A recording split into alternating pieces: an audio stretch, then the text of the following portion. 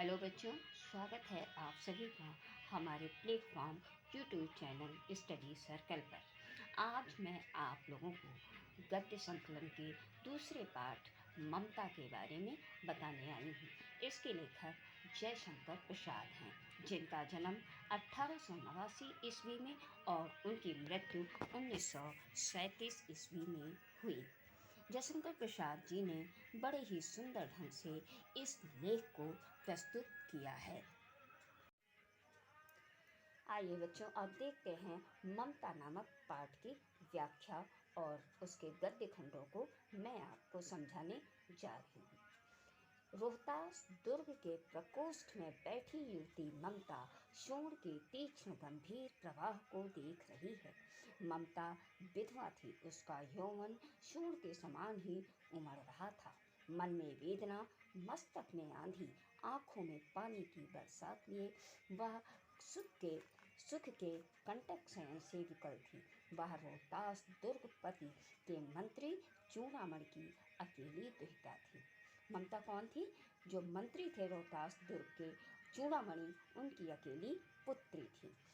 फिर उसके लिए कुछ असंभव होना, कुछ भी अभाव होना असंभव था, क्योंकि जब उसके पिताजी मंत्री थे तो ममता के लिए सब कुछ संभव था, परंतु वह विधवा थी। ये भाग्य का ही नियम था कि ममता जो थी विधवा थी।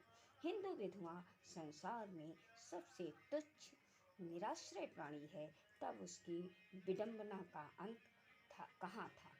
मतलब हिंदू संसार में एक ऐसा नियम था कि ऐसे प्राणी को सबसे निराश्रय माना जाता है, तुच्छ माना जाता है। इसलिए ममता जो थी बहुत दुखी थी।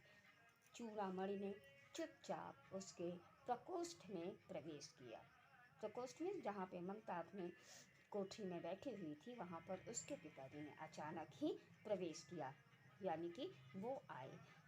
शोण के प्रवाह में, उसके कलनाद में अपना जीवन मिलाने में वह बेसुध थी। पिता का आना जान न सकी। चूड़ामणि व्यथित हो उठे। ममता जो थी वह इतनी अपने विचारों में खोई हुई थी कि उसने अपने पिताजी को आते हुए नहीं जान पाई। चूड़ामणि ये देखकर बहुत ही दुखी हो उठे। स्नेह पालिता पुत्री के लिए क्या करें, वह यह स्थिर न कर सकते थे। लौटकर बाहर चले गए।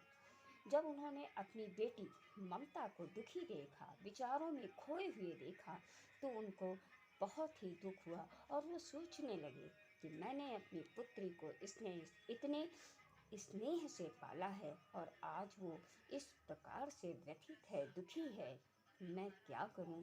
ये सोचते हुए वो बाहर चले गए। ऐसा प्रायः होता, पर आज मंत्री के मन में बड़ी दुश्चिंता थी। पैर सीधे न पड़ते थे। मंत्री के मन में बहुत ही चिंता थी और उनके पैर जो थे लड़खड़ा रहे थे। एक पहर बीत जाने पर वे फिर ममता के पास आए। उस समय उनके पीछे 10 सेवक चांदी के बड़े थालों में कुछ लिए खड़े थे। कितने ही मनुष्यों के पद शब्द सुन ममता ने घूम कर देखा। दूसरे पहर उसके पिताजी फिर वापस आए और उनके पीछे एक 10-12 व्यक्ति भी आए, जो चांदी के बड़े बड़े थाल लिए खड़े थे। जब इतने मनुष्यों की आहट को ममता ने सुना तो उसने पीछे घूम कर देखा। मंत्री ने सब थालों को रखने का संकेत दिया। अनुचर थाल रखकर चले गए। अनुचर वही जो नौकर आए थे, उन्होंने थाल को रख दिया और चले गए। ममता ने पूछा, ये क्या है पिताजी? तेरे लिए बेटी उपहार है। मंत्री चूड़ामणि ने क्या कहा अपनी बेटी से कि ये उपहार है। कहकर चूड़ामणि ने उनका आवरण उलट दिया। जो उसके ऊपर ढका हुआ कपड़ा था उसको हटा दिया। स्वर्ण का पीलापन उसकी सुनहली संध्या में विकीर्ण होने लगा। ममता चौंक उठी। जैसे ही थाल से आवरण हटा, उसमें सोने चांदी की जो चमक थी वो चारों तरफ फैल गई और ममता चौंक उठी। इतना स्वर्ण! वो बड़े आश्चर्य से बोली, ये कहाँ से आया है? चुप रहो ममता, ये तुम्हारे लिए। मंत्री ने कहा कि बेटी चुप रहो, ये सब तुम्हारे लिए। तो क्या आपने मलेच्छ का उत्कोच स्वीकार कर लिया? ममता ने अपने पिताजी से कहा, क्या आपने उस नीच का ये उपहार स्वीकार कर लिया? पिताजी, ये अनर्थ है, अर्थ नहीं। उसने कहा, ये गलत है, अनर्थ हो जाएगा। और ये अर्थ नहीं, अर्थ मीन्स धन। आप इसको लौटा दीजिए। पिताजी, हम लोग ब्राह्मण हैं, इतना सोना लेकर क्या करेंगे? ममता बहुत ही दुखी हो उठी और उसने अपने पिताजी से कहा, पिताजी इसको वापस कर दीजिए, हम ब्राह्मण हैं और इतना सोना लेकर हम क्या करेंगे? इस पतनोन्मुख प्राचीन सामंत वंश का अंत समीप है बेटी। किसी भी दिन शेरशाह रोहतासव पर अधिकार कर सकता है। उस दिन मंत्रित्व न रहेगा तब के लिए बेटी। अब देखिए, मंत्री ने समझाया, चूड़ामणि ने बेटी को समझाया कि बेटी ये उस दिन के लिए है जिस दिन इस दुर्ग पर किसी शहंशाह जिससे युद्ध हो रहा था हुमायूं से, उसका आक्रमण होगा और ये कब्जे में उसके हो जाएगा। उस दिन मेरा मंत्रित्व न रहेगा, मैं मंत्री नहीं रहूँगा और तब मेरे पास कोई भी वैभव नहीं होगा। और ये सब उसी दिन के लिए है बेटी। अब देखिए, जो नीचे इम्पॉर्टेंट गद्य है मैं उसको बता रही हूँ, इसको आप अंडरलाइन कर सकते हैं। अंडरलाइन करके देखिए, क्योंकि ये बहुत ही इम्पॉर्टेंट है। इसको आप बार बार परीक्षा में देख सकते, आता है। हे भगवान, तब के लिए, विपद के लिए इतना आयोजन, परम पिता की इच्छा के विरुद्ध इतना साहस। पिताजी, क्या भीख न मिलेगी? क्या कोई हिंदू भूपृष्ठ पर न बचा रह जाएगा? जब ममता ने अपने पिताजी की बात सुनी कि जब इस पे किसी से शहंशाह का आक्रमण होगा और उस दिन मैं मंत्री नहीं रहूँगा, तो बेटी बहुत ही दुखी होकर बोली कि पिताजी, आगे से ही लिए उस विपत्ति के लिए इतना आप आयोजन कर रहे हैं, वो भी परमपिता ईश्वर की इच्छा के विरुद्ध। इतना साहस आपने किया पिताजी, क्या इस धरती पे कोई भी न बचा रह जाएगा जो ब्राह्मण को 2 मुट्ठी भीख दे सके, अन्न दे सके? ये असंभव है, फेर दीजिए पिताजी। उसने कहा, पिताजी मुझे दुख हो रहा, मैं काँप रही हूँ, इस धन को लौटा दीजिए, मैं काँप रही हूँ। इसकी चमक आँखों को अंधा बना रही है, इतना लालच ठीक नहीं है। मूर्ख है, कहकर चूड़ामणि चले गए। अब बेटी की इस तरीके की बातें सुनकर चूड़ामणि मंत्री बहुत ही परेशान हो गए और गुस्सा होकर चले गए। कहा, बेटी तुम मूर्ख हो, और वो कमरे से बाहर निकल गए।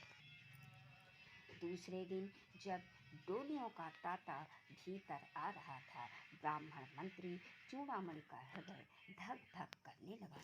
वह अपने को रोक न सका। उसने जाकर रोहतास दुर्ग के तोरण पर डोलियों का आवरण खुलवाना चाहा। पठानों ने कहा अपने को रोक पठानों ने कहा, अब महिलाओं का अपमान है। बात बढ़ गई, तलवारें खींची, ब्राह्मण वहीं मारा गया। तलवारें खींची, ब्राह्मण वहीं मारा गया और राजा, रानी और कोष सब छली शेरशाह के हाथ पड़े। निकल गई ममता। डोलियों में भरे हुए पठान सैनिक दुर्ग भर में फैल गए, पर ममता न मिली। अब चूड़ामणि को जिस बात का डर था वही बात हुआ। उनके महल के अंदर तांता लग गया और डोलियां अंदर आने लगी। मंत्री ने चाहा डोलियों को खोल के दिखाया जाए, लेकिन पठानों ने बहाना बनाया और कहा कि इसमें महिलाएं हैं, उनका अपमान है। लेकिन वहाँ पर बात बढ़ गई, तलवारें खिंची, ब्राह्मण वहीं मारा गया। राजा, रानी और कोष सब उस शेरशाह के छल के कारण उन्हीं के हाथ लग गए। लेकिन इन सब के बीच ममता जो थी वो निकल गई। ममता किसी को नहीं मिली और सारे दुर्ग में पठान के सैनिक फैल गए। आगे देखिए, काशी के उत्तर में धर्मचक्र, बिहार, मौर्य और गुप्त सम्राटों की कीर्ति का खंडहर था। भग्न चूड़ा तृण गुल्मों से ढके हुए प्राचीन ईंटों के ढेर में बिखरी हुई भारतीय शिल्प की विभूति ग्रीष्म की चंद्रिका में अपने को शीतल कर रही थी। जहाँ पंचवर्गीय भिक्षु गौतम का उपदेश ग्रहण करने के लिए पहले मिले थे, उसी स्तूप के भग्नावशेष की मलिन छाया में एक झोपड़ी के दीपालोक में एक स्त्री पाठ पढ़ा रही थी। अनन्याश्चिंत अंत्यो माँ ये जना पर्युपास्ते। पाठ रुक गया। एक भीषण और हताश आकृति दीप के मंद प्रकाश में सामने खड़ी थी। स्त्री उठी, उसने कपाट बंद करना चाहा, परंतु उस व्यक्ति ने कहा, माता मुझे आश्रय चाहिए। पाठ रुक गया। एक भीषण और हताश आकृति दीप के मंद प्रकाश में सामने खड़ी थी। स्त्री उठी, उसने कपाट बंद करना चाहा, परंतु उस व्यक्ति ने कहा, माता मुझे आश्रय चाहिए। जब ममता ने अपने द्वार के कपाट बंद करने चाहे झोपड़ी के, तो वहाँ देखा कि एक व्यक्ति खड़ा था और वो मंद प्रकाश में सामने ममता के दिख रहा था। उस व्यक्ति ने ममता से कहा, माता मुझे आश्रय चाहिए। तुम कौन हो? स्त्री ने पूछा। मैं मुगल हूँ, चौसा युद्ध में शेर शाह से विपन्न होकर रक्षा चाहता हूँ। इस रात अब आगे चलने में असमर्थ हूँ। क्या शेर शाह से? स्त्री ने अपने होंठ काट लिए। हाँ माता, परंतु तुम भी वैसे ही क्रूर हो। वही भीषण रक्त की प्यास, वही निष्ठुर प्रतिबिंब तुम्हारे मुख पर भी है। सैनिक, मेरी कुटी में स्थान नहीं है, जाओ कहीं दूसरा आश्रय खोज लो। अब ममता ने उस जो मुगल था, चौसा युद्ध में शेरशाह से पराजित होकर आया था, उससे ममता ने जब पूछा तो ममता ने चुपचाप अपना मुंह बंद कर लिया और अपने होठ काट लिए। उसने उनको भी कहा कि तुम भी वैसे ही क्रूर हो, भीषण रक्त की प्यास लिए घूमते हो, निष्ठुर व्यक्ति हो, और तुम्हारे मुख पर भी सैनिक। अब मेरी कुटी में तुम्हारे लिए कोई स्थान नहीं है, तुम अपने लिए कोई दूसरा आश्रय खोज लो। अब व्यक्ति जो था वो बड़ा थका हुआ था। आगे का जो ये गद्य खंड है इसको आप देखिए, काफ़ी इम्पॉर्टेंट है, आप इसको ध्यान से देख लीजिएगा। ये बहुत ही परीक्षा में पूछा जाता है। अब उस व्यक्ति ने क्या कहा? उसने कहा, गला सूख रहा है, साथी छूट गए हैं। गला सूख रहा है, साथी छूट गए हैं, अश्व गिर पड़ा है, इतना थका हूँ, इतना। कहते कहते वह व्यक्ति धम से बैठ गया और उसके सामने ब्रह्मांड घूमने लगा। स्त्री ने सोचा, यह विपत्ति कहाँ से आई? उसने जल दिया, मुगल के प्राणों की रक्षा हुई। वह सोचने लगी, सब विधर्मी दया के पात्र नहीं। मेरे पिता का वध करने वाले आतताई घृणा से उसका मन विरक्त हो गया। अब ममता ने उस थके हुए आदमी को पानी तो दे दिया, लेकिन वो यही सोचती रही कि मेरे पिता के कातिल ये दया के पात्र नहीं है। उसने क्या कहा? जयशंकर प्रसाद जी इस खंड को विस्तृत रूप से व्याख्या करते हुए बताते हैं कि ममता सारनाथ के बौद्ध विहार के खंडरों में रहने वाली ममता ने मन ही मन सोचा था कि यह विपत्ति अचानक कहाँ से आ गई। ममता ब्राह्मणी थी, उसे हुमायूं पर दया आ गई। उसने हुमायूं को जल दिया। जल पीने के पश्चात हुमायूं को होश आया, क्योंकि वो काफ़ी थका हुआ और हारा हुआ व्यक्ति था। ममता अपने मन में सोचने लगी कि मैंने इस मुगल को जल देकर उचित नहीं किया। इसके प्राण तो बच गए, लेकिन क्या पता अब यह मेरे साथ कैसा व्यवहार करेगा, क्योंकि सभी विधर्मी दया के योग्य नहीं होते हैं। अपने पिता के वध का स्मरण कर उसका मन विरक्त हो गया, क्योंकि पितृहंता को तो कदापि आश्रय नहीं देना चाहिए। व्यक्ति कहता रहा कि मैं युद्ध में पराजित हो गया हूँ, प्यास के कारण मेरा गला सूख रहा है, मुझसे मेरे साथी अलग हो गए हैं, थकान के कारण घोड़ा गिर गया है, इतना थका हुआ हूँ कि चलने में भी असमर्थ हूँ। इन बातों को सुनकर भी ममता को उसके ऊपर दया आ गई थी और उसने जल लेकर उस व्यक्ति के प्राणों को बचा लिया था। स्वस्थ होकर मुगल ने कहा, माता तो फिर मैं चला जाऊं। स्त्री विचार कर रही थी, मैं ब्राह्मणी हूँ, मुझे तो अपने धर्म अतिथि देव की उपासना का पालन करना चाहिए, परंतु यहाँ नहीं नहीं, सब विधर्मी दया के पात्र नहीं, परंतु ये दया तो नहीं, कर्तव्य करना है। तब मतलब ममता अपने ही विचारों में खोई हुई अपने से ही बात कर रही है। मुगल अपनी तलवार टेक कर उठ खड़ा हुआ। ममता ने कहा, क्या आश्चर्य है कि तुम भी छल करो। ठहरो, छल नहीं, तब नहीं स्त्री, जाता हूँ। तैमूर का वंशधर स्त्री से छल करेगा, जाता हूँ, भाग्य का खेल है। ममता ने मन में कहा, यहाँ कौन दुर्ग है, यही झोपड़ी, ना जो चाहे ले लो, मुझे अपना कर्तव्य करना पड़े। वह बाहर चली आई और मुगल से बोली, जाओ भीतर, थके हुए भयभीत पथिक, तुम चाहे कोई हो, मैं तुम्हें आश्रय देती हूँ। मैं ब्राह्मण कुमारी हूँ, सब अपना धर्म छोड़ दें तो मैं भी क्यों छोड़ दूँ। मुगल ने चंद्रमा के मंद प्रकाश में वह महिमामय मुखमंडल देखा। उसने मन ही मन नमस्कार किया। ममता पास की टूटी हुई दीवार में चली गई। भीतर थके पथिक ने झोपड़ी में विश्राम किया। ममता ने अंत में अतिथि पालन किया और उसने अपनी झोपड़ी में उस मुगल को आश्रय दे दिया और खुद खंडहरों में बाहर चली आई। प्रभात में खंडहर की संधि से ममता ने देखा, सैकड़ों अश्वारोही उस प्रांत में घूम रहे हैं। वो अपनी मूर्खता पर अपने को कोसने लगी। जब सुबह हुई तो उसने देखा कि सैकड़ों घुड़सवार जो थे वहाँ घूम रहे थे। अब उस झोपड़ी से निकलकर उस पथिक ने कहा, मिर्जा, मैं यहाँ हूँ। जो शहंशाह अंदर छुपा हुआ था उसने बाहर अपने लोगों को देखकर कहा कि मैं यहाँ हूँ। शब्द सुनते ही प्रसन्नता की चित्कार ध्वनि से वह प्रांत गूंज उठा। ममता अधिक भयभीत हुई। पथिक ने कहा, वो स्त्री कहाँ है, उसकी खोज निकालो। ममता छिपने के लिए अधिक सचेष्ट हुई। वह मृग दाव में चली गई। दिन भर उसमें से ना निकली। संध्या में जब उन लोगों के जाने का उपक्रम हुआ तो ममता ने सुना, पथिक घोड़े पर सवार होते हुए कह रहा था, मिर्जा, उस स्त्री को मैं कुछ दे न सका, उसका घर बनवा देना, क्योंकि मैंने विपत्ति में यहाँ विश्राम पाया था। ये स्थान भूलना मत। इसके बाद वे चले गए।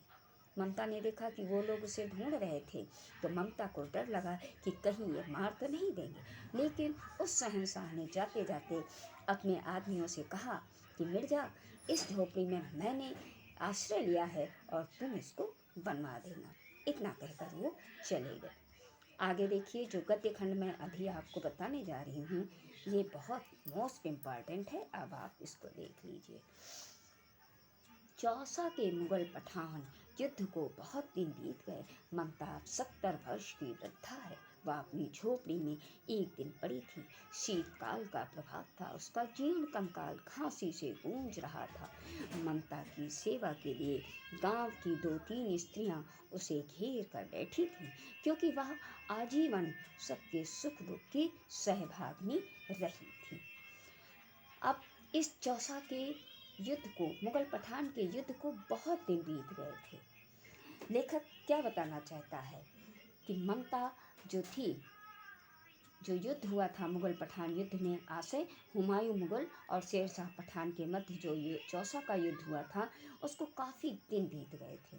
ममता जो थी, अब वो 70 साल की एक वृद्धा थी। वो काफ़ी बीमार थी। ममता को खांसी आ रही थी। खांसी के कारण उसे सांस लेने में भी दिक्कत हो रही थी, कठिनाई महसूस हो रही थी। उसका गला रुंध रहा था और बलगम की आवाज़ स्पष्ट सुनाई दे रही थी। ममता अकेली थी। उसका किसी से इस संसार में खून का रिश्ता नहीं था, बल्कि उसके पास पड़ोस की 2-3 औरतें बैठ के उसका ध्यान रख रही थी। इन्हीं अंतिम क्षणों में उसकी कोई मदद करने वाला था तो उसके गांव के लोग ही थे, जो उसके सुख दुख में बराबर सहभागी बने हुए थे। तो उन्होंने देखा कि ममता की हालत ठीक नहीं है। आगे, ममता ने जल पीना चाहा। एक स्त्री ने सीपी से जल पिलाया। सहसा एक अश्वारोही उस झोपड़ी के द्वार पर दिखाई पड़ा। वह अपनी धुन में कहने लगा, मिर्जा ने जो चित्र बना कर दिया है वह तो इसी जगह का होना चाहिए। वह बुढ़िया मर गई होगी। अब किससे पूछूं कि एक दिन शहंशाह हुमायूं किस छप्पर के नीचे बैठे थे। ये घटना तो 47 वर्ष से ऊपर की हुई है। ममता ने बाहर किसी को ये कहते हुए सुना कि इस झोपड़ी में एक दिन शहंशाह हुमायूं रहे थे, लेकिन ये घटना काफ़ी पुरानी हो चुकी है। अब मैं किससे पूछूं? जो बुढ़िया थी वो तो मर चुकी हो। लेकिन ममता जो थी बीमार थी, लेकिन फिर भी उसने अपने कानों से इस बात को सुना। ममता ने अपने पास बैठी स्त्रियों से कहा, उसे बुलाओ। अश्वारोही पास आया। ममता ने रुक रुक कर कहा, मैं नहीं जानती कि वो शहंशाह था या साधारण मुगल। एक दिन इसी झोपड़ी के नीचे वो रहा। मैंने सुना था कि वह मेरा घर बनवाने की आज्ञा दे चुका था। मैं आजीवन अपनी झोपड़ी खुदवाने के डर से भयभीत रही। भगवान ने सुन लिया। मैं आज इसे छोड़े जाती हूँ। अब तुम इसका मकान बनाओ या महल। मैं अपने चिर विश्राम गृह में जाती हूँ। देखिए, जयशंकर जी आगे बताते हैं कि ममता अश्वारोही को बुलाकर उससे कहा कि उस व्यक्ति ने मेरे घर का नवनिर्माण कराने का आदेश दिया था। मैं अपनी पूरी जिंदगी इस भय से भयभीत रही कि कहीं मैं अपने इस मामूली घर से भी बेघर न हो जाऊं।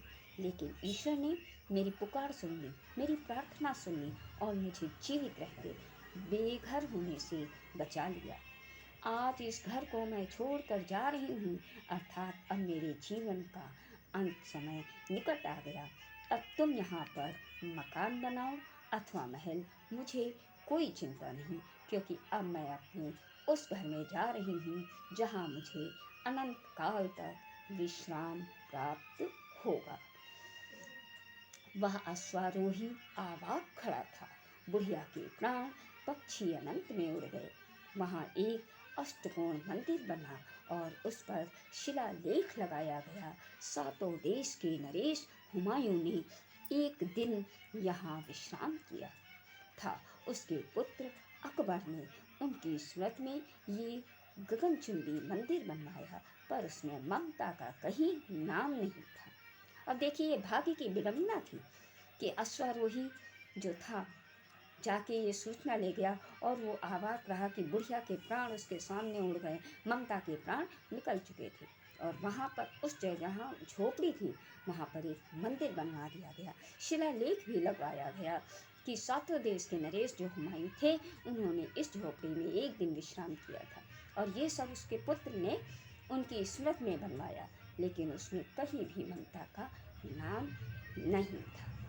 ये पाठ का सारांश था और पाठ की व्याख्या थी। आशा है बच्चों आप लोगों को ये वीडियो हमारा पसंद आया होगा। आप इसे लाइक करें, शेयर करें एंड सब्सक्राइब करें। आगे पाठ की व्याख्या लेकर आऊँगी। तब तक के लिए नमस्कार बच्चों।